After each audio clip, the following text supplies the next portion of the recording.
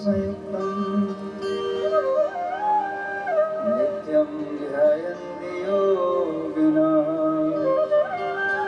कामदं मोक्षदं चैव ओंकाराय नमो नमः। अखण्डमण्डलाकारं व्यापकं येन चराचरं तत्पदं दर्शितं येन तस्मै श्रीगुरवे नमः। तस्मै श्रीगुरवे नमः। या देवी सर्वभूतेषु मातृरूपेण संस्थिता नमस्तस्यै नमस्तस्यै नमस्तस्यै नमो नमः। नमस्तस्यै नमो नमः। मनोजवं मारुततुल्यवेगं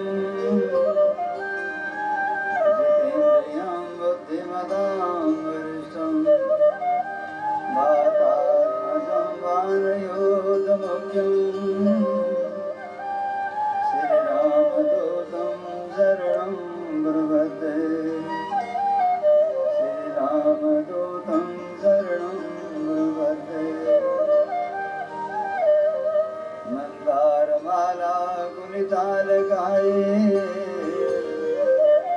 कपालमालांकितशेखराय दिगंबराय च दिगंबराय नमः शिवाय च नमः शिवाय नमः शिवाय च नमः शिवाय। सच्चिदानंद रूपाय विश्वोत्पत्त्यादिहेतवे तापत्रय विनाशाय श्रीकृष्णाय वयं नमः। श्रीकृष्णाय वयं नमः। श्रीकृष्णाय वयं नमः। गाये गणपते जगवन्दन गाये गणपते जगवन्दन शङ्कर सुवरनवादि नन्दन शङ्कर सुवरनवादि नन्दन सिद्धि सदन गजवदन विनायक सिद्धि सदन गजवदन विनायक कृपा सिंधु सुंदर सकलायक कृपा सिंधु सुंदर सकलायक मोदक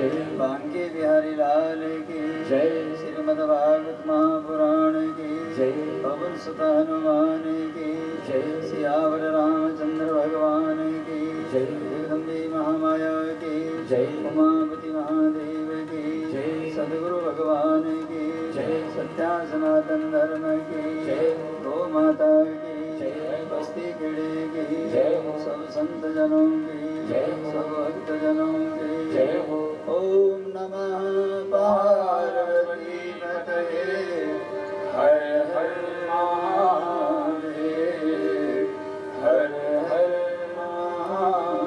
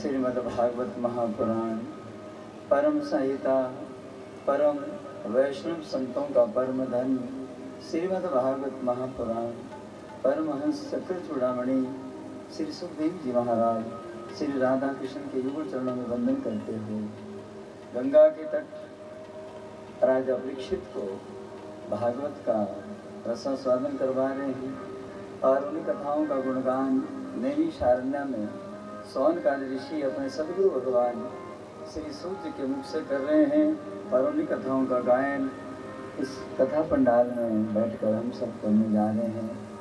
आप सबका पुनः एक बार फिर पधारने पर व्यासपीठ की ओर से बहुत बहुत अभिनंदन, स्वागत।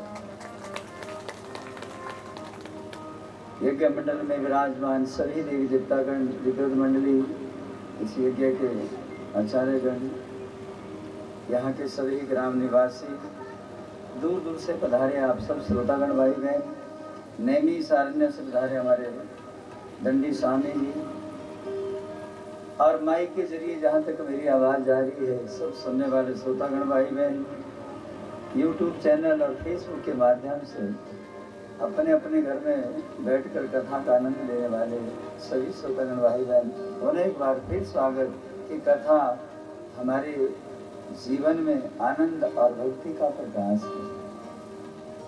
हमारा भाव प्रेम वाला बने, श्रद्धा और विश्वास वाला बने।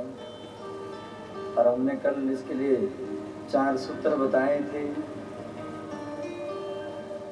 एक सुंदर देह वो भी मानुष की मिल जाए, उसमें कोई रोग कष्ट ना हो।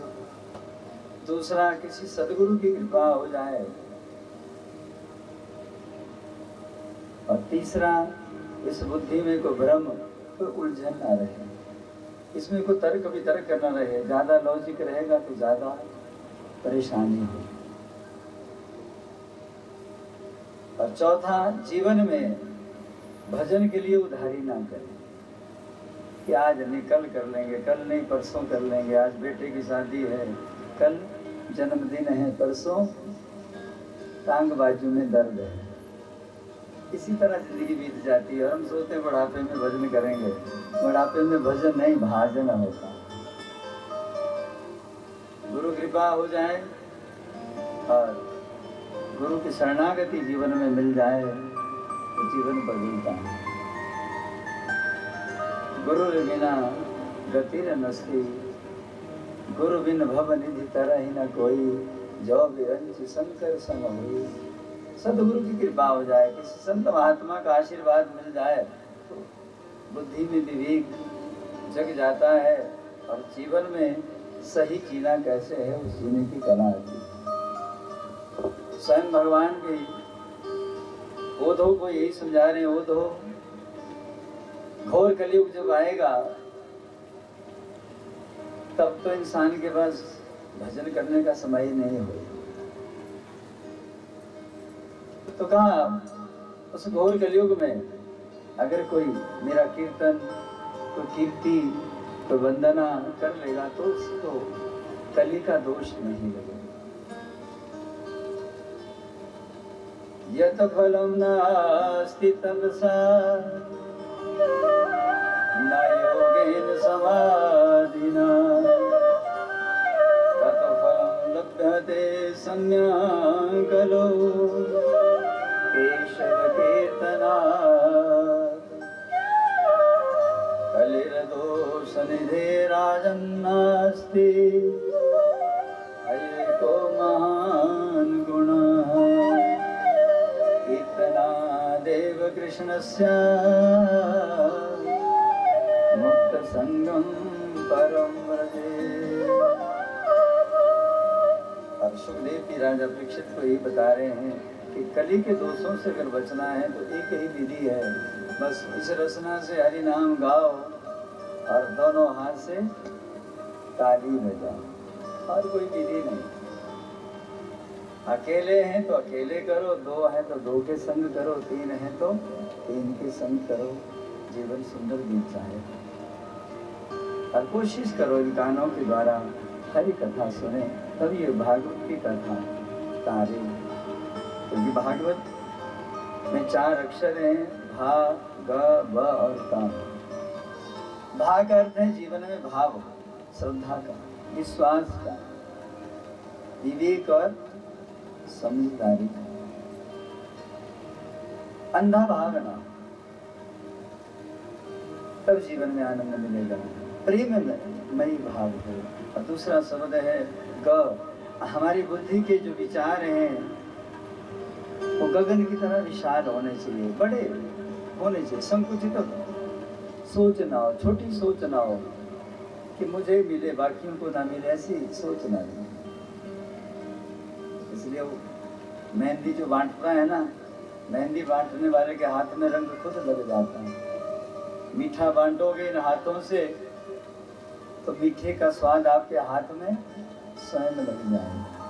हाँ, मिर्च बांटेंगे तो मिर्च का ही स्वाद लगेगा, खट्टा बांटेंगे तो खट्टे का स्वाद लगेगा, कड़वा बांटेंगे तो कहा संकुचित सोच मत रखिए, गगन की तरह विशाल अपनी बुद्धि को बनाइए। और तीसरा अक्षर है वह, यानी कि जीवन में वर्ण मुक्तता रहे।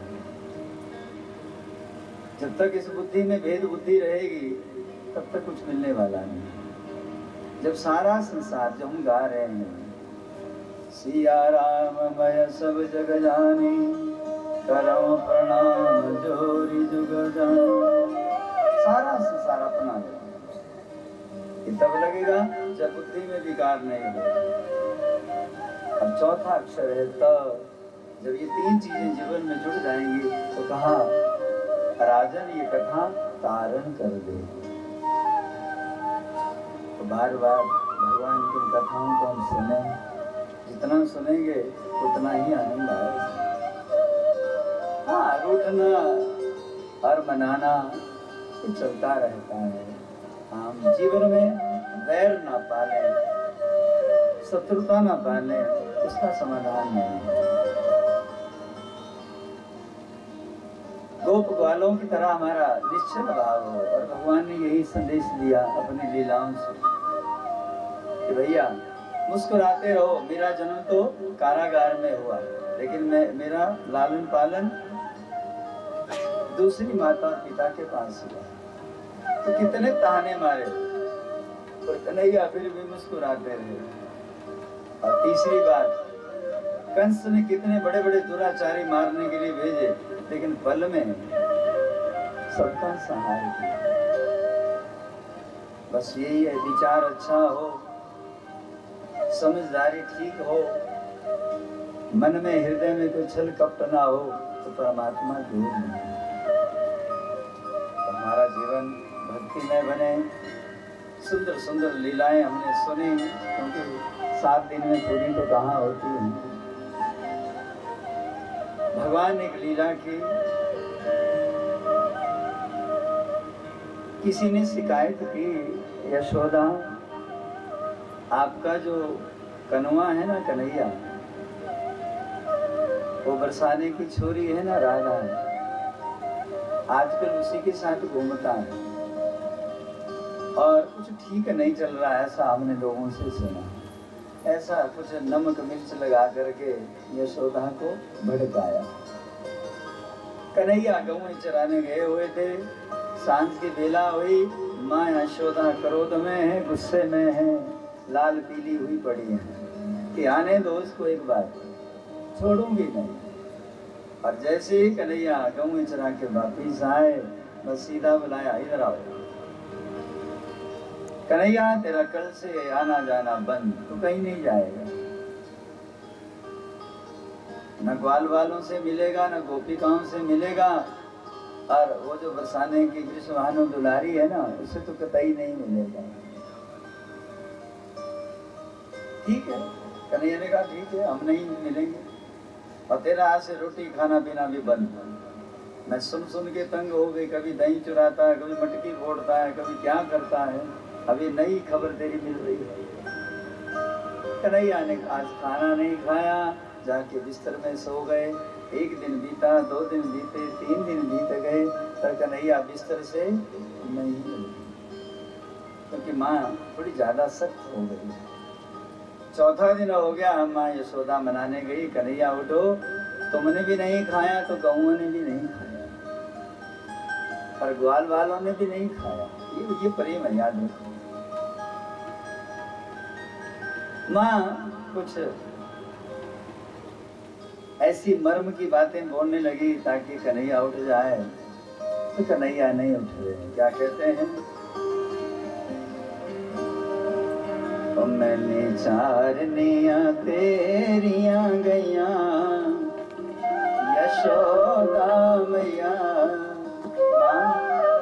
आपने तो बंदिश लगाई है 4 दिन पहले कि आप किसी ग्वाल बाल गोपी सखा के साथ नहीं रहोगे, तो आप ही बताओ उस बियाबान सुनसान जंगल में मैं अकेले गऊ कैसे ले जाऊंगा? कठिन कार्य है। क्यों? यशोदा ने पूछा, मां डर लगता है, कोई शेर कोई बाघ कोई भालू मुझे खा गया तो फिर कौन बचाएगा? यशोदा कहने लगी, मैंने बड़े बड़े अगासुर जैसे अजगरों को मार दिया और अब कह रहा है डर लग रहा है। अरे माँ सच्ची कह रहा हूँ, वो तो ग्वाल बालों ने मारा है, मैंने नहीं मारा है। कन्हैया बहाने लगा रहे हैं। क्या क्या कहते हैं? और मैंने चारनिया तेरिया गया यशोदा मैया, अकेले मुझे डर लागे।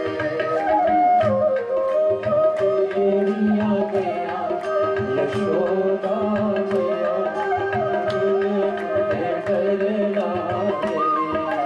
चारनिया तेरिया गया यशोदा मैया, अकेले मुझे डर लागे। तेरिया गया यशोदा मैया, अकेले मुझे डर लागे। पिंजरा बना घास जो मुझे गया, पिंजरा बना घास जो मुझे गया, बड़ा बाड़ा साथ जो छुटी गया, बाड़ा साथ जो छुटी गया। भूखी रहनिया तेरिया गया यशोदा मैया, अकेले मुझे डर लागे। भूखी गया तेरिया गया यशोदा मैया, अकेले मुझे डर लागे।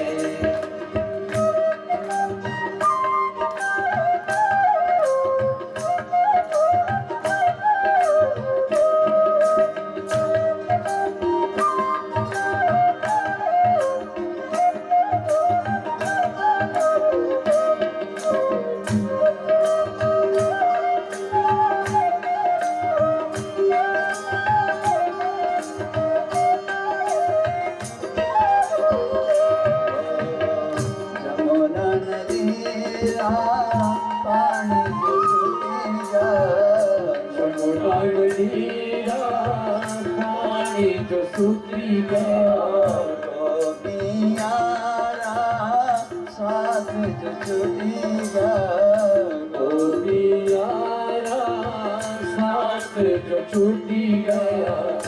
प्यासी रहनिया तेरिया गया यशोदा मैया, अकेले मुझे डर लागे।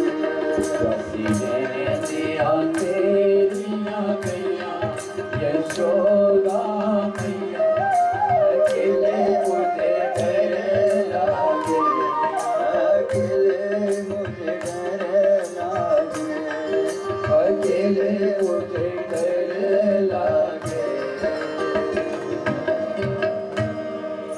सुंदर सुंदर लीलाएं भगवान ने की हैं। अंत में राधा रानी की ही सौगंध खिलाई कन्हैया को और फिर उठ गए, तुरंत खड़े हो गए। ये प्रेम भाग है। राधा रानी भी कसम दिलावे, यशोदा मैया माखन खिलावे, फिर मान गए कन्हैया अब ना मुझे डर लागे। ये प्रेम भक्ति है।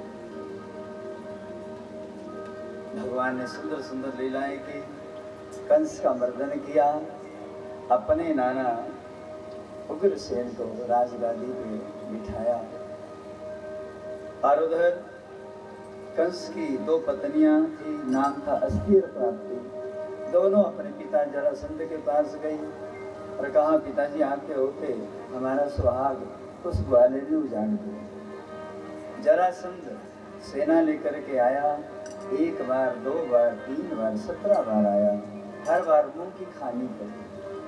18वीं बार ब्राह्मणों की काल एवं की अध्यक्षता में सेना लेके आया। भगवान को सूचना मिल गई कि इस बार सेना में सब ब्राह्मण हैं, और कन्हैया ने सौगंध खा रखी है कि मैं कन्या, गाय और ब्राह्मण के ऊपर कभी गदा नहीं उठाऊं। जब ये खबर मिली भगवान को कि काल यवन की सेना आ रही है, तो भगवान ने विश्वकर्मा को बुलाया और कहा, जाओ दूर समुद्र के तट पर एक नई नगरी का निर्माण करो। और विश्वकर्मा ने आज्ञा मानी और एक ही रात्रि में एक सुंदर नगरी नाम रखा गया द्वारिका। दो चीज, और दूसरा अर्थ है जिसके 12 दरवाजे, तीसरा जो 12 कोस लंबी। इतना बड़ा नगर रातों रात बनाया और सब यदुवंशियों को कहा, भैया रथ में सवार होकर निकलो यहाँ से। और कन्हैया, दाऊ भैया, कुछ और यदुवंशी झूठ मूठ में काल यवन की सेना के संग लड़ते रहे और धीरे धीरे सबको कहा तुम जाओ, और अंत में दाऊ भैया को भी कहा तुम भी अपना रथ लेके द्वारका की ओर जाओ। और कन्हैया झूठ मूठ में लड़ रहे हैं और फिर वो भी अपना रथ मोड़ते हैं। जैसे ही रथ मोड़ा, काल यवन ने कहा, सचमुच में ये ग्वाला है, कायर है। कन्हैया ने कहा, अगर मेरा वंश बचे और मेरा वचन बचे तो मुझे ये सुनने में भी कोई बुरा नहीं। हमारा जीवन में वचन नहीं टूटना चाहिए, क्योंकि दुनिया तो उकसाएगी, बहुत उल्टा उल्टा कहती है। पर हम अपने वचन को निभाने के लिए भरसक प्रयास करें। कन्हैया को काल यवन ने कहा, ये तो रणछोर है, ये तो कायर है, ये तो पीठ दिखा के चला गया। भगवान ने कहा, तथास्तु, मैं रणछोर ही से। और आगे आगे भगवान का रथ चले जा रहा है, पीछे पीछे काल यवन का रथ आ रहा है। मध्य प्रदेश के समीप जब पहुंचे, वहां एक गुफा है, उस गुफा में मुचकुंद जी विश्राम कर रहे हैं। भगवान ने उस गुफा के बाहर अपना रथ रोका और अंदर गुफा में चले गए और अपनी पीताम्बरी जो ओढ़ी हुई थी वो मुचकुंद के ऊपर डाल दी और अपने आप छुप गए। पीछे से काल यवन आया और देखा, अरे ये तो कन्हैया का रथ। अपना रथ वहीं रोका, ढूंढने लगे कि कहाँ गया। अंत में उसी गुफा में पहुंचे जहाँ कन्हैया छुपे हुए। गुफा के अंदर गए और देखा, वो जो पीताम्बरी कन्हैया ने ओढ़ रखी थी वो तो कन्हैया ने मुचकुंद के ऊपर डाली थी। काल यवन को लगा कि ये रणछोर, ये कायर यहाँ सोया हुआ। अब मुचकुंद जी तो गहरी निद्रा में थे और उनको ब्रह्मा जी से वरदान था कि जो उनकी निद्रा को भंग करेगा, उनके उठते ही वो भस्म हो जाएगा। और क्रोध में आकर के काल यवन ने मुचकुंद को लात मारी और जैसे लात का झटका मारा, मुचकुंद की निद्रा तंद्रा छूट गई और जो पीताम्बरी मुंह पे उड़ी थी वो हटाई। सामने काल यवन था खड़ा हुआ, देखते ही दर्शन कि भगवान ही जानते कि मुझे कब क्या करना है। अपने आप तो वचनबद्ध है, संकल्पबद्ध है कि मैं नहीं किसी को मारूंगा। काल यवन ने देखा कोई तो है, पीताम्बरी देखी, अरे तो मेरे कन्हैया की। आवाज दी, प्रभु आप कहाँ हैं? और प्रभु जान चुके थे, वहां से बाहर निकले, मुचकुंद को दर्शन दिया और मुचकुंद गदगद हो गए और प्रार्थना की, प्रभु बस इतना ही करना है कि अब ये देह छूट जाए और आपका साकेत धाम मुझे प्राप्त हो। राजन द्वारिका भगवान गए और वहां कुछ दिन रहने के बाद एक घटना घटी। भगवान नबी गोविंदम में कुरुतमा वैदर्भी भीष्म सुतां सयो मात्रा स्वयं वरे। विदर्भ देश की महाराष्ट्र में जगह है, यहाँ के उस काल के राजा हुए, सुखदेव कहते हैं परीक्षित,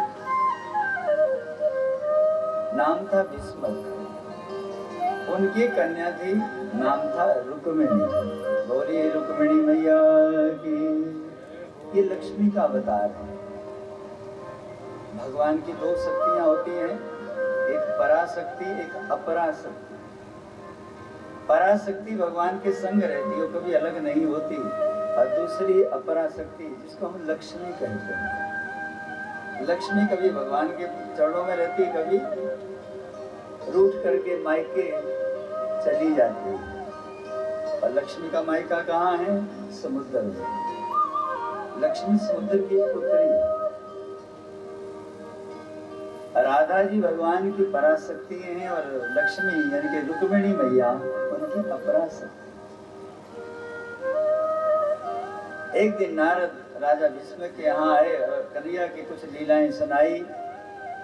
रुक्मिणी ने भी सुनी और सुन करके आकर्षित हो गई, बात विभोर हो गई और संकल्प कर लिया, अगर मेरा कोई पति हो तो केवल द्वारिकाधीश। और अपने माता पिता से अपना मन का जो मनोरथ वो कह दिया। माँ बाप भी गदगद हो गए, लेकिन रुक्मिणी का भाई है रुक्मी, वो नहीं चाहता था कि मेरी बहन का विवाह कन्हैया के संग हो। रुक्मी चाहता था कि मेरी बहन का विवाह कन्हैया की जो बुआ है उनके जो पुत्र है, नाम है शिशुपाल, ये बिहार के रहने वाले थे, मगध के, उनके संग मेरी बहन का विवाह।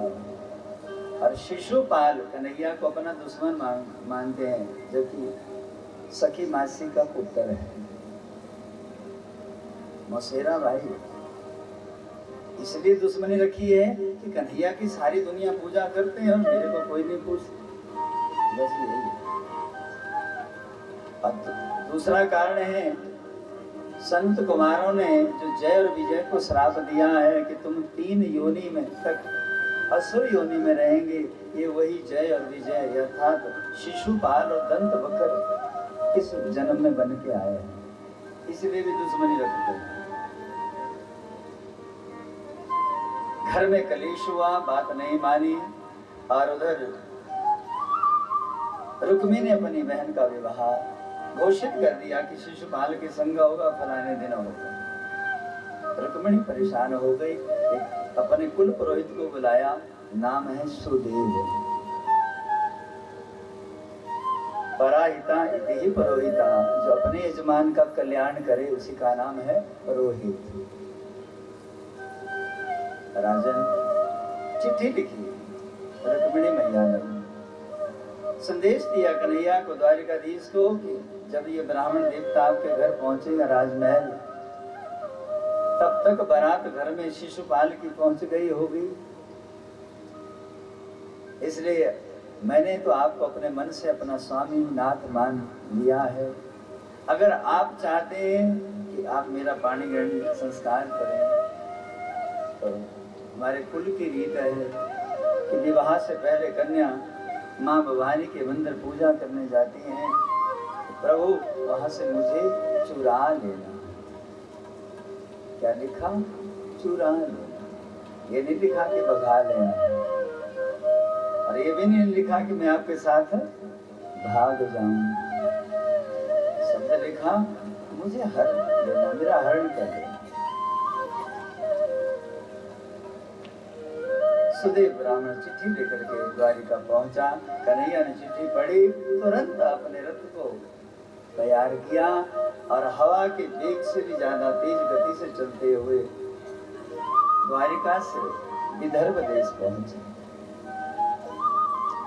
और उधर रुक्मिणी मैया माता पिता की आज्ञा से सहेलियों के संग भवानी के मंदिर पहुंची हैं। माँ का पूजन अर्चन वंदन किया और भवानी भैया से प्रार्थना की, आओ हम भी थोड़ा वंदन करें ताकि हम सबकी भी मनोकामनाएं जगदम्बे महामाया पूरी करें। जय जय गिरिवर राज किशोरी, जय माय समुख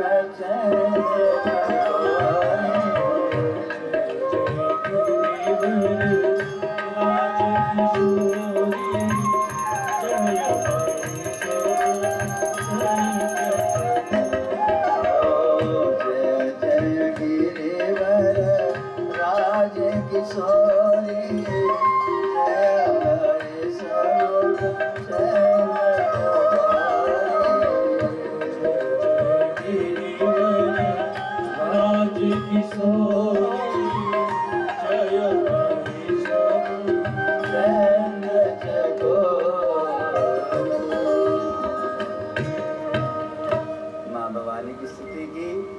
जगदम्बा अर्थात पत्थर की मूर्ति से प्रकट हुई, आशीष में आशीर्वाद में पुष्प दिए और कहा, हे रुक्मिणी तुम्हारा मनोरथ पूर्ण। तब रुक्मिणी ने क्या मांगा, तो यहाँ पतिर में भगवान कृष्ण आशीर्वाद दो कि कृष्ण ही मेरे पति हुए। ये भाव है, प्रेम भाव है तो पत्थर की मूर्ति भी बोलती है, अगर प्रेम नहीं है तो सामने भगवान भी खड़े हो जाएंगे तो भी कहेंगे ये कोई बात नहीं। इतने में भगवान का रथ पहुंचा, प्रभु ने शंख बजाया, रुक्मिणी बाहर निकली मंदिर के। जैसा जैसा स्वरूप नारद ने बताया था वैसा ही दर्शन पाया। धीरे धीरे सीढ़ियों से उतरी। कन्हैया ने कहा, सुस्वागतम, आपका स्वागत है। एक पद अपना नीचे रखा और रुक्मिणी का बायां हाथ पकड़ा, रथ पे बिठाया, रथ को मोड़ा, फिर शंख बजाया, सूचना दे दी रुक्मिणी को और शिशुपाल को कि भैया वो गौएं चराने वाला ग्वाला पहुंच गया है। और इससे पहले कि रथ चले उन्हें तीसरी बार फिर शंख बजाया और सूचना दी कि भैया मैं तो रुक्मिणी का हरण करके जा रहा हूँ, छुड़ा सकते हो तो छुड़ा लो। और उधर तो शादी के ढोल नगारे बज रहे थे, फिर बीच में जो शंख की आवाज सुनाई दी ना, तो कहा भैया बाजे गाजे बंद करो, अरे लगता है तो उसी ग्वाले का है। दौड़े, इतने में किसी ने खबर दे दी कि वो आए थे द्वारिकाधीश, रुक्मिणी को रथ पे बिठा के ले गए।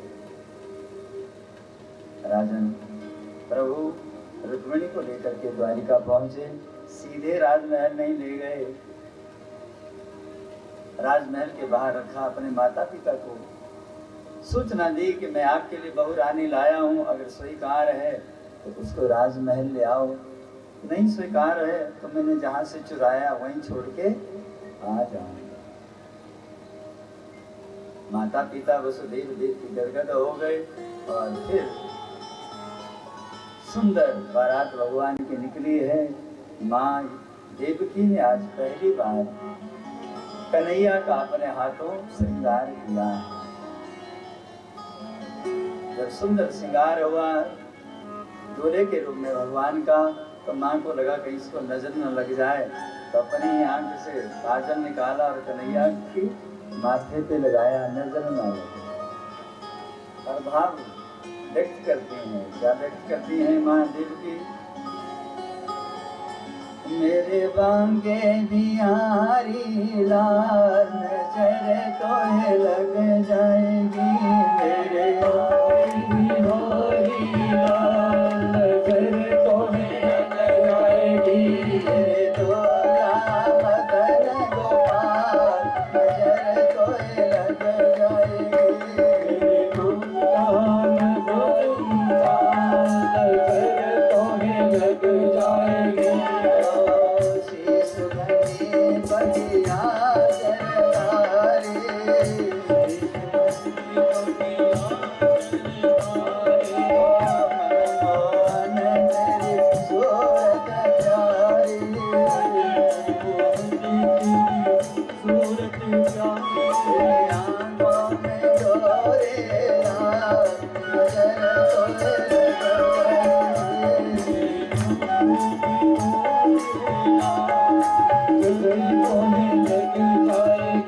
मेरे बांगे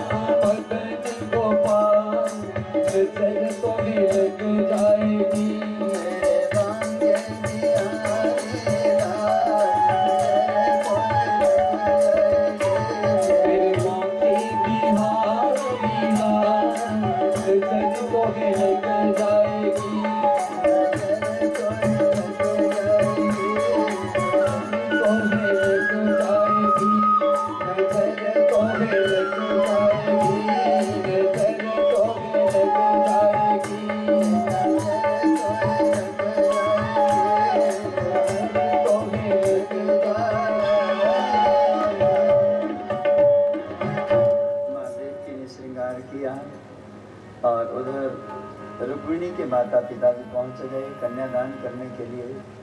वेद रीति के साथ भगवान और रुक्मिणी का विवाह हुआ।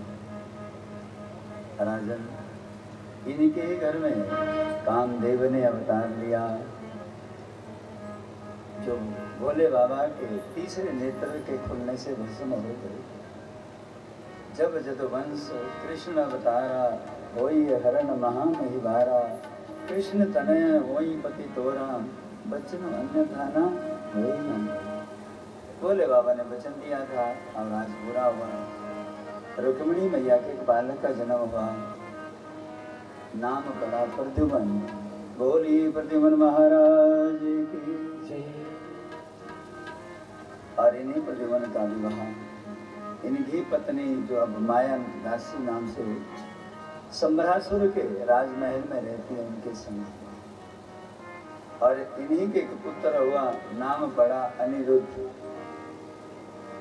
और इन्हीं अनिरुद्ध का विवाह हिमाचल में, जो आज की तिथि में जगह है सराह, वहाँ के एक राजा हुए पूर्व काल में, नाम था बाणासुर। उनकी एक पुत्री थी, नाम था उषा, उसके संग। तो भगवान का हिमाचल से भी संबंध है। परीक्षित कहते हैं, प्रभु मैंने तो सुना है कि भगवान के तो बहुत सारे विवाह हुए। हाँ राजा, भगवान का एक विवाह जामवंती के संग हुआ, तीसरा विवाह भगवान का सत्याभामा के संग हुआ, मणि चुराने का कलंक लगाने। सत्राजित को सूर्य की कृपा से एक मणि मिली हुई थी, जो रोज 8 तोले सोना देती थी। लेकिन एक दिन सत्राजित का भाई परसेन उस मणि को लेकर जंगल में चला गया। जंगल में शेर ने हमला किया, घोड़ा भी मार दिया और परसेन को भी मार दिया। और मणि शेर आगे लेके जा रहा था, लेकिन आगे जामवंत मिल गए। जामवंत ने शेर को मारा और मणि लेकर के अपनी गुफा में चले। और जामवंत कोई और नहीं, त्रेता युग में राम की सेवा के लिए आए। हमने रात को सुंदरकांड का पाठ किया था ना, तो वो वही वाले जामवंत हैं। जामवंत के वचन सुहाए, ये ब्रह्मा जी के अवतार है। इनकी एक पुत्री है, नाम जामवंती, इनके संग विवाह। भगवान अपना कलंक मिटाने के लिए मणि को ढूंढने के लिए निकले। 27 दिन तक ऋक्षराज जामवंत के संग युद्ध होता रहा। न जामवंत हार रहे हैं, न कन्हैया पराजित हो रहे हैं। अंत में जामवंत को ख्याल आया, कहीं मेरे प्रभु राम तो नहीं। बस इतना विचार आना था, कृष्ण में ही राम दिखाई देने लगे। तो तुरंत द्वंद्व युद्ध समाप्त हुआ और भगवान के चरणों में जामवंत गिर गए। मणि भी दी और अपनी कन्या भी दी। भगवान मणि लेकर के वापिस आए। सत्याभामा सत्राजित को दी। सत्राजित लज्जित हुए और मणि भी ली साथ में, और अपनी बहन सत्याभामा को भी संग ले आए। हाँ प्रभु, इसको भी संभालो और ये भी संभालो।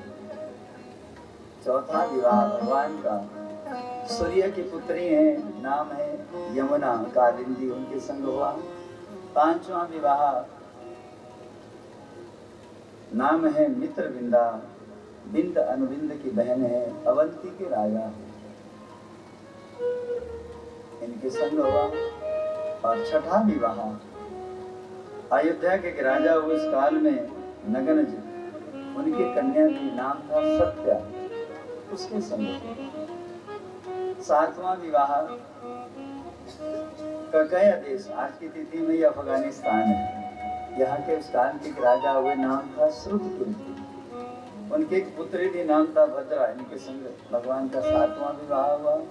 और आठवां विवाह भद्र देश यानी कि केरला प्रदेश, जिसको आज हम कहते हैं, वहाँ के राजा थे जिन्होंने शर्त रखी थी कि जो बिना देखे मछली की आंख फोड़ लेगा, उसके संग मेरी पुत्री लक्ष्मणा का विवाह हो। तो भगवान गए, मछली की आंख बेंधी और लक्ष्मणा के संग आठवां विवाह। राजन, एक दिन भगवान सत्याभामा के संग, मध्य प्रदेश में जगह है ये, और यहाँ का नाम है नरकासुर। इंदौर से जाओगे तो वहाँ से करीबन 150 किलोमीटर दूर है, उसको वहाँ आजकल पाताल लोक कहते हैं। समुद्र तल से ये जगह नीचे है, हरा भरा प्रदेश है। वहीं के राजा हुए उस काल में, नाम था भौमासुर। पृथ्वी के पुत्र हुए और वरदान मिला था कि मेरी मृत्यु हो तो तब हो जब पति पत्नी दोनों बाण चलाएं। अकेले से नहीं, जब दोनों पति पत्नी इकट्ठे बाण चलाएं तो मेरी मृत्यु हो। ये वरदान पाया था, इसलिए कोई राजा उनको पराजित नहीं कर पा रहा था। और इसी मद में आके 16,100 कन्याओं को बंदी बनाया हुआ था। भगवान उनको छुड़ाने के लिए जाते हैं, लेकिन भौमासुर नहीं छोड़ता। तब घोर संग्राम हुआ।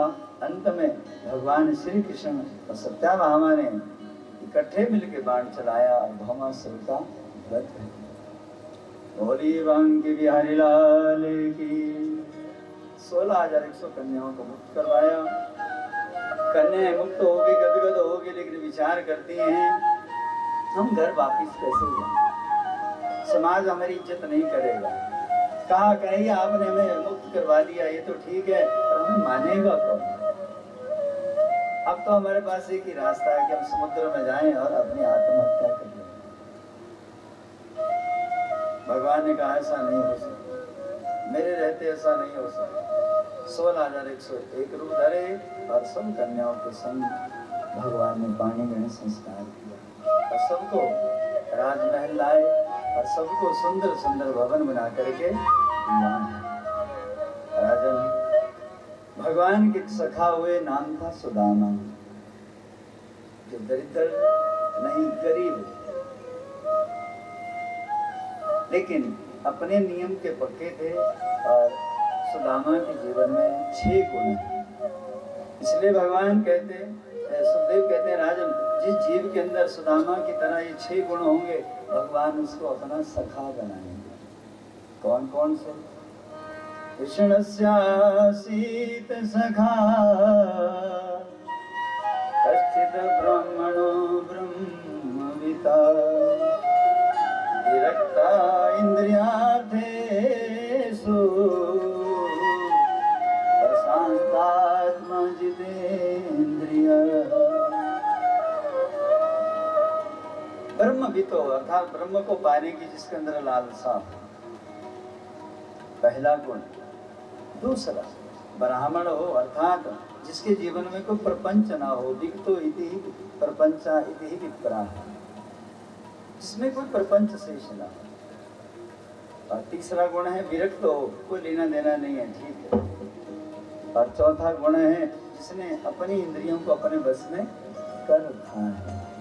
और 5वां गुण अगर हो, क्या गुण?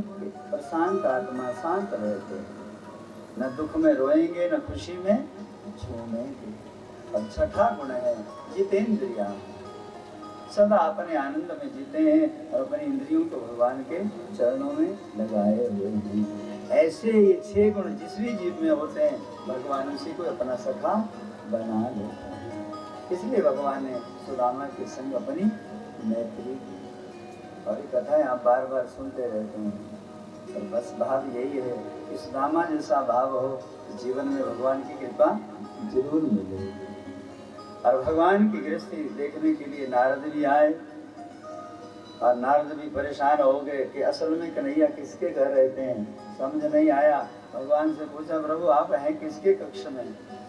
कन्हैया ने कहा, जो मुझे प्रेम से श्रद्धा भाव विश्वास रखता है, मैं उसी के संग रहता हूँ। इसलिए 16,108 रानियां हैं। किसी को ये नहीं लगा कि कन्हैया उनके हैं, सबको ये लगता था कि हमारे हैं। फिर कौरवों और पांडवों का संग्राम हुआ, उसमें भगवान अर्जुन के सारथी बने और पांडवों की विजय हुई और उनको राज सिंहासन दे करके पुनः द्वारिका। 100 वर्ष की आयु हो गई भगवान की। और कुरुक्षेत्र में सूर्य ग्रहण का पर्व आया और भगवान अपने सगे संबंधियों, माता पिता सबको लेकर के पर्व का स्नान करने के लिए कुरुक्षेत्र सरस्वती नदी के तट आए। और 100 साल के बाद राधा आदि सखियों का दर्शन हुआ। नंद बाबा, यशोदा सबसे मिले हैं। और फिर पुनः वापिस द्वारिका गए और अपने माता पिता को ज्ञान, भक्ति, धर्म सांख्य आदि सब शास्त्रों का बोध करवाया संत महात्माओं के द्वारा, और देवी भागवत की कथा करवाई। खूब आनंद हो रहा है। लेकिन एक दिन कन्हैया विचार करते हैं, मेरा तो जाने का समय हो रहा है धराधाम से, पर मेरे बाद ही मेरा इतना बड़ा कुटुंब हो गया है, या तो ये उल्कापात करेगा या ये अभिमान में आकर के लोगों को परेशान करेगा। होता है। इसलिए भगवान विचार करते हैं कि मेरे रहते अगर ये सब मर जाएंगे तो इनको मेरा साकेत धाम मिलेगा। इसलिए भगवान ने एक योजना रची। संत महात्माओं को जो पहुंचे हुए थे उनको एक सभा के लिए बुलाया।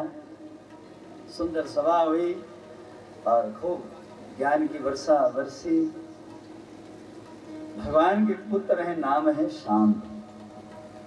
उसके मन में आया कि जरा देखें भगवान, ये जो बड़े बड़े ऋषि महात्मा आए हैं इनकी परीक्षा ली जाए कितने पानी में है। तो अपने एक और भाई को संग लिया, उसको साड़ी पहनाई, पेट पे कपड़े लपेट दिए और अपने आप उसके पति बन करके उसको लंबा सा घूंघट निकाल करके ले गए कि महाराज ये मेरी धर्म पत्नी है, जरा बताओ इसके पेट में क्या है। तो बाकी संत महात्मा तो शांत रहे, दुर्वासा ऋषि दुर्वासा है। उन्होंने कहा अरे यदुवंशी, इसके पेट में कोई और नहीं, यदुवंश का नाश करने वाला मूसल है, तुम हमारी भिक्षा लेने आए हो। तो क्रोध में आके शाप दिया। फिर तो थर थर कांपे हैं। और जो कपड़े थे उसका मूसल बना, साड़ी परे गिराई, क्षमा मांगने लगे। दुर्वासा ने कहा शाप तो पूरा, शायद ये भी भगवान की ही इच्छा है। एक उपाय है, जाओ इसको समुद्र के तट जाकर के घिस दो, कण कण इसका बना दो ताकि कुछ शेष ना रहे। पर याद रखिए, मर्यादा का जब जीवन में उल्लंघन होता है तो कभी क्षमा नहीं देती, तो सहना पड़ता। उन्होंने घिस तो दिया उसको, लेकिन उसके जो कण है वो पानी से मिले, लेकिन पुनः समुद्र की लहरों ने उसको जमीन के साथ सटा दिया और उससे तो क्या बोलते उसको राम बाण के पट्टे विष वाले वो पैदा।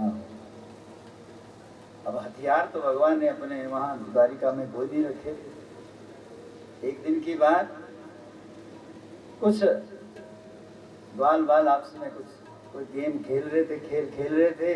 खेलते खेलते कहा सुनी होगी, थोड़ी बढ़ गई, इतनी बढ़ गई, दो पक्ष बन गए और मल युद्ध होने लगा। बाद में उससे भी शांति नहीं हुई तो वही वो पट्टे राम बाण के उठाए और एक दूसरे को मारने लगे, उसका विष चढ़ने लगा और उसी तरह एक दूसरे का अंत होने। ये भगवान ही कर सकते हैं राजन, अपने ही द्वारा अपने ही यदुवंश का उद्धार भी। समय की गति आगे बढ़ी। भगवान विचार करते हैं कि अब मुझे बहुत दिन हो गए और मुझे अपने साकेत धाम वापिस जाना चाहिए। मुसलावशेषाय खंडकृतेशलवधो जरा मृगस्याकारं तत्चरणं विजात मृग संकया। वो जो मूसल था उसको घिसा था, लेकिन छोटा सा टुकड़ा बच गया था। विचार किया इसको, इससे क्या होगा, इसको फेंक दो। लेकिन एक मछली ने उसी को निगला और संयोग हाथ देखिए, इसी द्वारिका के समीप एक जरा नाम के व्याध रहते हैं और वही इस मछली को पकड़ के लाए जिसने वो टुकड़ा खाया था। और जब उसका पेट फाड़ा तो बड़ा चमकता हुआ टुकड़ा निकला और अपने धनुष बाण में लगा लिया शिकार करने के। और एक दिन यही जरा नाम का व्याध सांझ की बेला में शिकार के लिए निकला है और भगवान अपनी बांसुरी लेकर के बट वृक्ष के नीचे समुद्र के तट पहुंचे हैं और लेट गए विश्राम की मुद्रा में और बांसुरी अपने अधरों पे लगाई। थोड़ी देर राधा रानी मैया को याद करते हुए योग निद्रा में लेट गए। सांझ की बेला हो गई, सूर्यास्त हो गया और भगवान के पैरों में पद्म मणि है। हृदय में स्मंतक मणि है, चमकने लगी दूर से। जरा नाम के व्याध को लगा कि कोई हिरण झाड़ी में छुप के बैठा है, और बाण मारा कौन सा, जिसमें वो मूसल का टुकड़ा लगाया गया। बस भगवान के चरण में लगा, जैसे लगा थोड़ी पीड़ा हुई, 3 बार पुकारा है किसको, राधे रानी को, हे राधे हे राधे हे राधे। जैसी आवाज सुनी कानों में, जरा नाम का व्याध दौड़ा, देखा अरे तो हमारे द्वारिकाधीश है। क्षमा मांगी। भगवान ने कहा तुम्हारा कोई कसूर, कोई गलती नहीं है, मेरा और तुम्हारा पिछले जन्म का एक कर्म शेष था, आज वो भी पूरा है। जरा नाम के व्याध ने कहा प्रभु कौन सा कर्म। जरा नाम के व्याध तुम नहीं जानते, कलप में जब मैं राम बन के आया था और तुम सुग्रीव के बड़े भाई बाली थे, तो मैंने तुमको छुप के बाण मारा था, आज तुमने भी मुझे छुप के बाण मार दिया, दोनों का हिसाब किताब पूरा। भगवान भी अपना कर्म शेष नहीं रखते, इसलिए कोशिश करो जो कर्म करना ना उसको वहीं निपटा के जाओ, नहीं तो एक जन्म और लेना है। और कोशिश करो इस विवाह से, इस रसना से हरि नाम भजते रहो। भजन श्याम सुंदर का, बस और कोई विधि नहीं, कर्म से और कर्म को सुधारने का यही तरीका है, और कोई विधि है ही नहीं। इन कानों से कथा सुने, आंखों से दर्शन करें, और जीवा से हरि नाम भजें, हाथों से सेवा करें, और कोई विधि नहीं। भजन श्याम सुंदर का करते रहोगे, संसार सागर से करते रहोगे। श्याम सुंदर का करते रहोगे, संसार सागर से करते रहोगे। संसार करते रहोगे। कृपानाथ तुझको मिलेंगे किसी दिन, कृपानाथ तुझको मिलेंगे किसी दिन, मिलेंगे किसी दिन, मिलेंगे किसी दिन। कृपानाथ तुझको मिलेंगे किसी दिन, सत्संग पथ से गुजरते रहोगे। कृपानाथ तुझको मिलेंगे किसी दिन, सत्संग पथ से गुजरते रहोगे। भजन श्याम सुंदर का करते रहोगे, संसार सागर से करते रहो।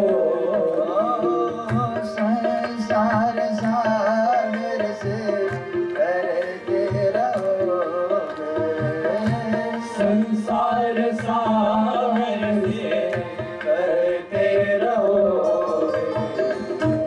भजन करें, हमें तारे राजन भगवान धराधाम से वापिस अर्थात अपने साके धाम को चले गए।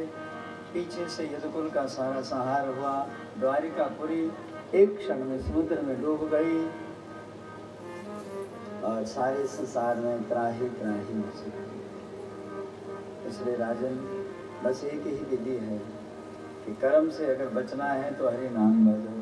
और फिर कहा राजन, आपने पूछा था कि भगवान की कथा सुनाओ, तो मैंने सुनाई।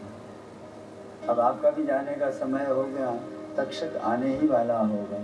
इससे पहले कि तक्षक आए, आपको डंक मारे, आपको पीड़ा हो, पूर्ण ब्रह्म का बोध करवाया, आत्म तत्व का बोध करवाया कि मृत्यु से डरना नहीं है, मृत्यु का स्वागत करिए। क्यों? क्योंकि मृत्यु अवश्यम भावी है। ये शरीर छूटेगा तभी तो नया मिलेगा। वांसांसि जीर्णानि यथा देहा, पुराना जब हो जाएगा फिर नया मिलेगा, फिर पुराना होगा, फिर नया बनेगा, ये चलता है। अहम ब्रह्मं परमधामं ब्रह्माहं परमं पदम् एवं समीक्षामात्मनः ममातन्नाया निष्कले। ब्रह्मबोध करवाया और फिर सुखदेव विदा हो गए। परीक्षित वहीं गंगा के तट बैठे हैं और अपने प्राणायाम करके अपने प्राणों को ब्रह्म द्वार में चला रहे हैं। सूर्य कहते हैं स्वर्ग ऋषियों, तक्षक आया, 3 बार डंक मारा, लेकिन राजा परीक्षित को कोई पीड़ा कोई भय नहीं। क्यों? क्योंकि ब्रह्म बोध हो गया है, इसलिए मृत्यु का स्वागत। राजन हे स्वर्ग ऋषियों, इस प्रकार राजा परीक्षित को सदगति मिली, वरना सर्प के डसने से आत्महत्या करने वाले, जल में डूबने वाले, आग से जलने वाले, इनको सदगति नहीं मिली। लेकिन राजा परीक्षित को क्यों मिली? क्योंकि उन्होंने इससे पहले कि तक्षक डसेगा, डंक मारेगा, उसकी पीड़ा होगी, अपने प्राणों को परमात्मा के चरणों में जोड़ लिया। तो बस हम सबको भी यही संदेश है कि हम हरि भजन करें। ये कथा जो 7-8 दिन से चली आ रही थी, विश्राम की ओर अब जारी है। आप सब आए और इस कथा का मान बढ़ाया, और इस कथा के साथ साथ हमारे शिमला, सोलन, राजगढ़, दूर दूर से सभी आचार्यगण पधारे हैं और इन्होंने अपनी वाणी से वेद का पाठ किया और हम सबको पवित्र किया। इसके लिए हम इनके धन्यवादी हैं। इन्होंने हमारी इस पुकार को, इस आह्वान को सुना और अपना बहुमूल्य समय देकर के हम सबका मान बढ़ाया। मेरा भी बढ़ा, मेरे परिवार का भी बढ़ा, गाँव वासियों को भी बढ़ा, और जो कथा सुनने आए सबका बढ़ा। क्योंकि सबके लिए, कथा अकेले के लिए नहीं, ध्यान कोई भी सुंदर कार्य होता है ना, अपने लिए नहीं होता। हवन जल रहा है ना, इसकी खुशबू सबको मिल रही है। इसको मैं अकेले अपने कमरे में नहीं बांध सकता, सबको इसका लाभ मिल रहा है। और हमारे बीच में आज घराटी से भी पधारे हैं, हमारे घराटी के प्रधान साहिबा भी पधारे हैं, इनका भी स्वागत। उप प्रधान रविंद्र जी भी पधारे हैं, इनके संग हमारे राजेंद्र जी भी पधारे हैं, इनका भी स्वागत। और हमारे सामने हमारी बहन प्रभा जी भी पधारी हैं, ये जिला परिषद की सदस्य भी हैं, इनका बहुत बहुत अभिनंदन। और भी हमारे केशव रैना जी भी पधारे हैं, बहुत सारे लोग पधारे हैं, सबका अभिनंदन, स्वागत। आप सबने अपना बहुमूल्य दिया, बहुत बहुत धन्यवाद। आओ इससे पहले की कथा विश्राम ले, इतने में ये अपना कर्म करेंगे।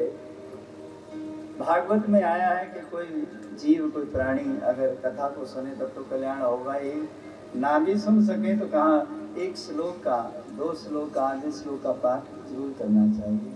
तो आओ हम सब मिल करके 2 श्लोकों का पाठ करेंगे। ये 12 स्कंद के 13वें अध्याय के 2 श्लोक हैं। हाथ जोड़ के पहले मैं बोलता जाऊंगा, पीछे से आप लोग बोलते जाए, आंख बंद करते हुए बोलेंगे। ओम कृष्णाय कृष्णाय वासुदेवाय वासुदेवाय हरये परमात्मने प्रणत क्लेश नाशाय गोविंद नमो नमः। ओम नाम संकीर्तनम यस्य सर्व पाप प्रणाशनम प्रणामो दुःख समनस्तम नमामि हरि परमं ओम। भागवत के 12 स्कंद के 13वें अध्याय के अंतिम श्लोक है, जिसका भाव है कि जो भगवान का नाम संकीर्तन जपता है, बोलता है, रटता है, इसके सब पापों का हरण हो जाता है। तो 3 बार बोलेंगे ओम हरये नमः, ओम हरये नमः, ओम हरये नमः, ओम हरये नमः, ओम हरये नमः, ओम हरये नमः, ओम हरये नमः। ये कथा मैया हमारे जीवन में जितने पाप कर्म हैं आप सबका उन सब का हरण करें। तो इन्हीं शब्दों के साथ कथा तो बहुत छूट गई, सब आप अपने अपने भाव से उसको पूर्ण करें। इन्हीं शुभकामनाओं के साथ उन्हें आप सबके लिए फिर एक बार बहुत बहुत साधुवाद कि आप सबने अपनी अपनी सेवा इस आयोजन में दी। हमारे आचार्य ने वेद मंत्रों के द्वारा इस वातावरण को सुंदर बनाया। यहाँ के जो ग्राम निवासी हैं उन सब ने इस कथा का एक सुंदर स्वरूप तैयार किया, खूब डट के सेवा की, जिसको जो जो सेवा मिली। यहाँ की महिला मंडल की सभी मेरी माताएं हैं, मातृशक्ति हैं, उन्होंने तो बहुत ही सुंदर कार्य किया। रास्ते की सफाई, चुन्ना आदि लगाना, रोज पंडाल की सफाई करना, बहुत सुंदर कार्य किया। भाई अपने लिए तो ताली बजाई लो, बहुत बहुत साधुवाद।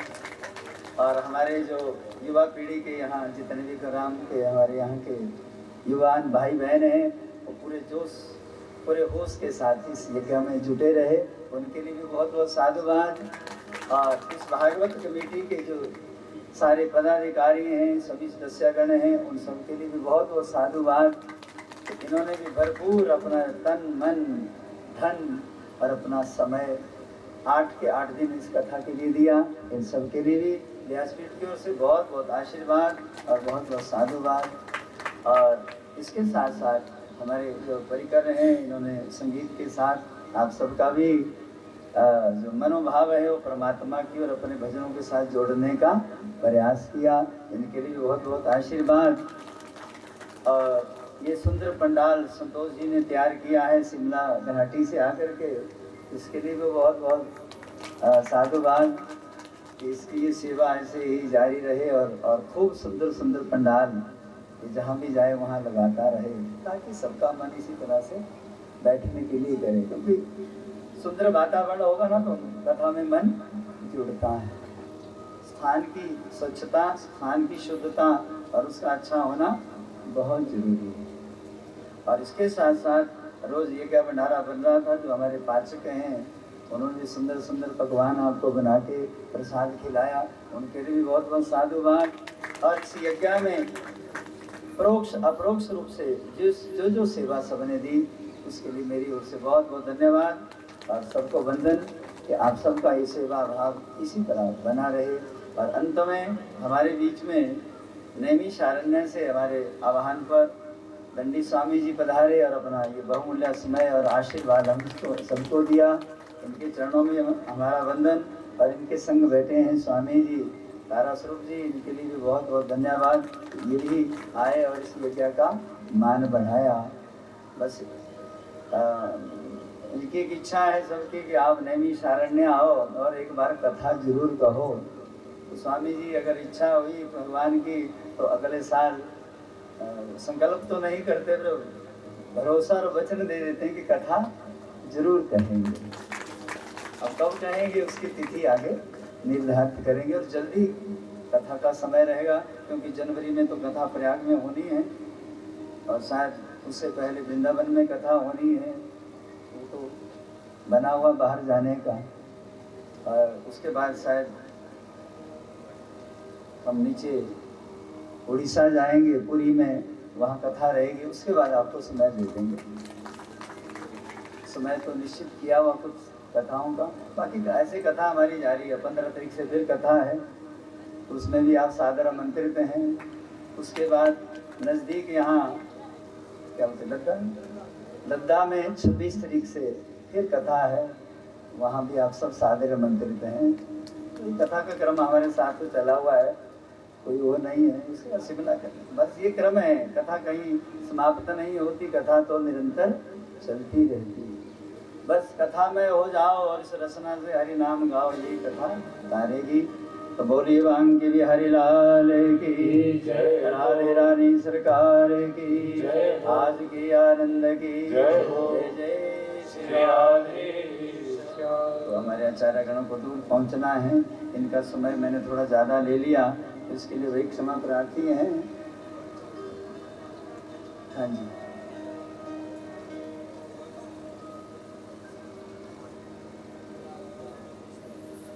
करिए।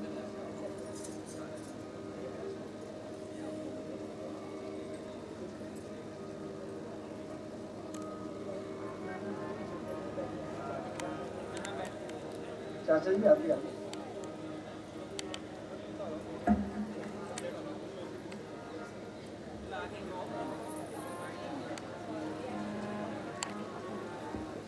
साथ साथ आरती भी चलती रहेगी और आचार्यों का पूजन आदि भी होता रहेगा। हरि ओम, जय श्री राधे। सभी आचार्य गणों की विदाई का समय आ गया है, तो मैं निवेदन करूंगा कि बारी बारी से आचार्य गण आते रहे, मैं नाम लेता रहूंगा। धामी से अजय शर्मा जी,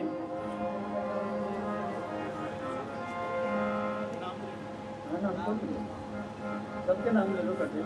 अजय शर्मा जी धामी से, श्री राजेश शर्मा जी उपधामी की तरफ से हैं। श्री सुशील शर्मा जी धामी से, रामचंद्र शर्मा जी धामी से,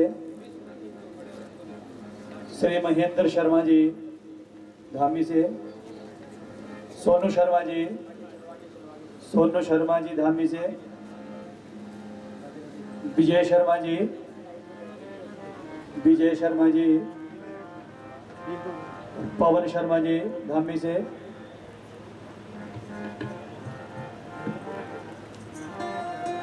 पवन शर्मा जी हो गए, राकेश शर्मा जी,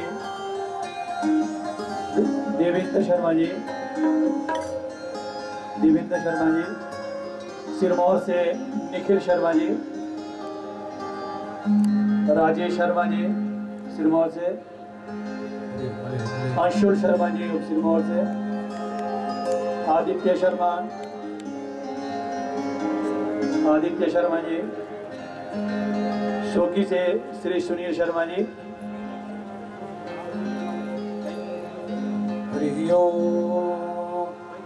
भूपेंद्र धामी से, ओम चंद्रमा सूर्यो अजायत सूत्राद्वाय च प्राणसंवादगेरजायतः।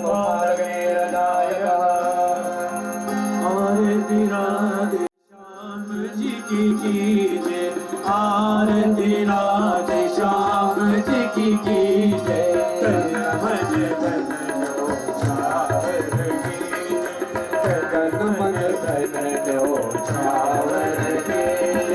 रवि शशि कोटि वदन की शोभा, नाहि निरखत मन में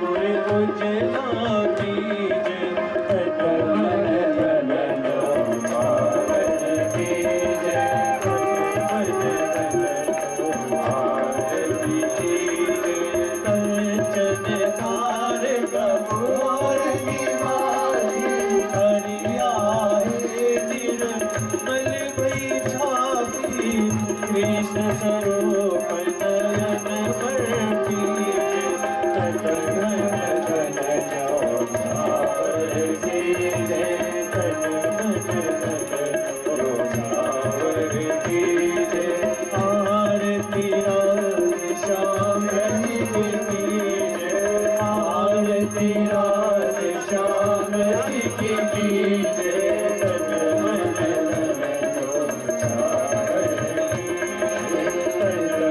कीजे तन मन धन सावर कीजे ओम जजनेन जन्माय जन्मदेवा सानि धर्माणि धर्मान्यासन्न देहनाकं महिमानः सचन्द्र यत्र पूर्वे साध्याः सन्ति देवाः ओम तत्पुरुषाय विद्महे महादेवाय धीमहि तन्नो रुद्रः प्रचोदयात् ओम कात्यायनाय च विद्महे कन्याकुमारी च धीमहि तन्नो दुर्गे प्रचोदयात् सर्वे भवन्तु सुखिनः सर्वे सन्तु निरामयाः सर्वे भद्राणि पश्यन्तु मा कश्चित् दुःखभाग् ॐ पूर्णमदः पूर्णमिदं पूर्णात् पूर्णमुदच्यते पूर्णस्य पूर्णमादाय पूर्णमेवावशिष्यते ॐ शान्तिः शान्तिः शान्तिर्भवतु। सभी लोग बैठ जाएंगे, अभिषेक होगा और हाथ ऐसे आगे कर लेंगे।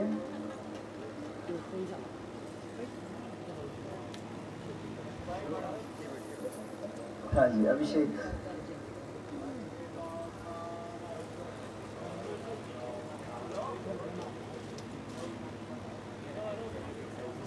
हरि ओम अत्यो शान्तिरन्तर्गो शान्तिः पृथिवी शान्तिरापः शान्तिरोषधयः शान्तिः वनस्पतयः शान्तिर्विश्वे देवाः शान्तिर्ब्रह्म शान्तिः सर्वगो शान्तिः शान्तिरेव शान्तिः समा शान्तिरेदे आपो हिष्टामयो भुवस्तान ऊर्जे दधातन महिरणाय चक्षसे यो वः शिवतमो रसस्तस्य भाजयते हनः उषतेरिव मातुरः तस्मारङ्गमामोजस्य क्षया यच्छन्वथ आपो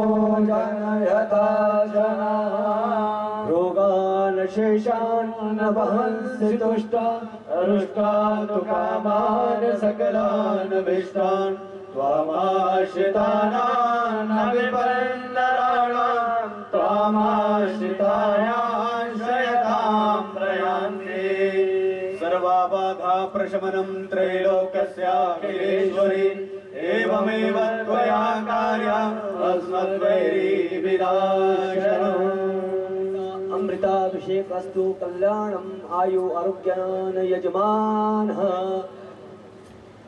कामः सन्तो ॐ पुनस्तवादित्या रुदरा वासोने देवासोने धजदनेः घृतेन त्वन्तन्वन् बध्वयसवासतयाः सन्तो यजमानस्य कामाः मंत्रार्थ सबला सन्तु पूर्णा सन्तु मनोरथा शत्रुणां बुद्धिनाशस्तो मित्रः मुदयस्तवः आयुष्य कामाजस्य कामः सौख्य कामा तथैव च आरोग्यं धनकामश्च सर्वे कामा भवन्तु ते भागवत पुराण की आज के आनंद की जय जय श्री राधे श्याम। तो पिछले 8 दिनों से चली आ रही कथा अब यही विश्राम लेती है और ईश्वर की कृपा हुई तो अगले साल फिर मिलेंगे। तब तक के लिए यानी कैसे तो मिलते रहेंगे पर कथा के लिए यहाँ के ग्राम निवासी फिर मिलेंगे। तब तक के लिए जय श्री राधे जय सच्चिदानंद। उससे पहले दिसंबर में भी एक कार्यक्रम है हमारे यहाँ के आदरणीय सेवानिवृत्त प्रधानाचार्य श्री अभिचंद्र राणा जी, इनके विवाह की 50वीं वर्षगांठ है, उसको ये मनाने जा रहे हैं और आप सब उसके लिए सादर आमंत्रित हैं।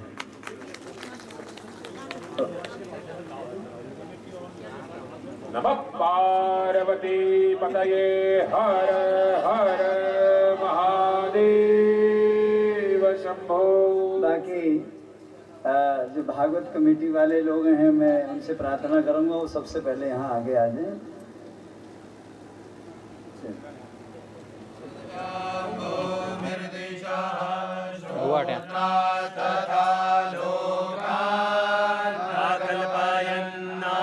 अन्नपूर्णे सदा पूर्णे शंकर प्राणवल्लभे ज्ञान वैराग्य सिद्ध्यर्थं भिक्षां देहि च पार्वती माता च पार्वती देवी पिता देवो महेश्वरा बान्धवा शिवभक्ताश्च स्वदेशो वनत्रयम् मैया की जय।